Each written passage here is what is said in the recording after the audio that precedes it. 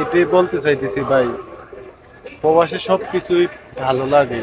Family ছাইরা ঈদ করা, এই যে একটা মাস রমজান গেল ফ্যামিলি ছাইরা আছিলাম, কষ্টটা কেউ বোঝার মতো নাই।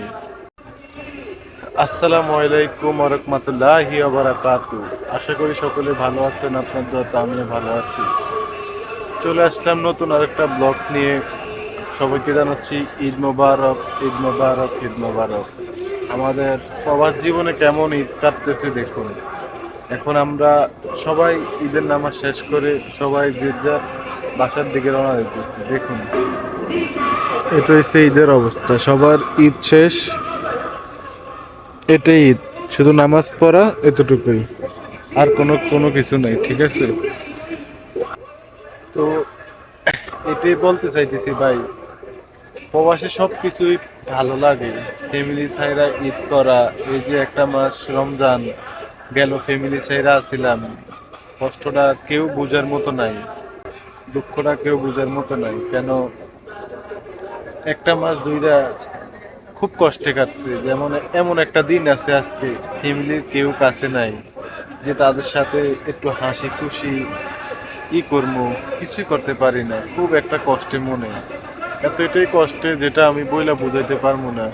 কেন যারা প্রবাসে থাকে তারাই জানে ফ্যামিলির জন্য কতটা কষ্ট লাগে, তারাই বুঝতে পারে ফ্যামিলির জন্য কতটা কষ্ট, ঠিক আছে? এই যেমন আজকে দেখতে দেখতে তিনটা ঈদ চলে গেছে, একটা দুইটা রমজানের ঈদ, একটা কোরবানির ঈদ চলে গেছে। প্রিয়জন ফ্যামিলির কোনো মানুষই আমার কাছে নাই, খুব কষ্ট লাগে ঈদ করতে। মানে এখন কি করবো, করার কিছু নাই, আমরা তো প্রবাসী। কেন মানুষ আমাদেরকে নাম দিয়েছে আমরা প্রবাসী, আমরা হচ্ছে টাকার মেশিন। মাস শেষে টাকা পাঠাবো, আমাদের আনন্দ দুঃখ কষ্ট বোঝার মতো কেউ নাই, ঠিক আছে? খুব কষ্ট লাগে ভাই, এমন একটা দিনে ফ্যামিলির কেউ কাছে নাই। এই যেমন এখন আমরা ঈদের নামাজ পড়ছি, ঠিক আছে?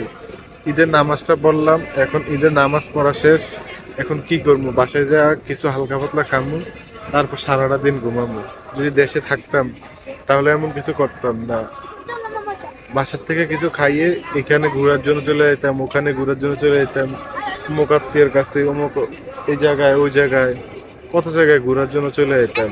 এখন আর সেই আনন্দগুলা মজাগুলা এত করাগুলা এখন অনেক মিস করি।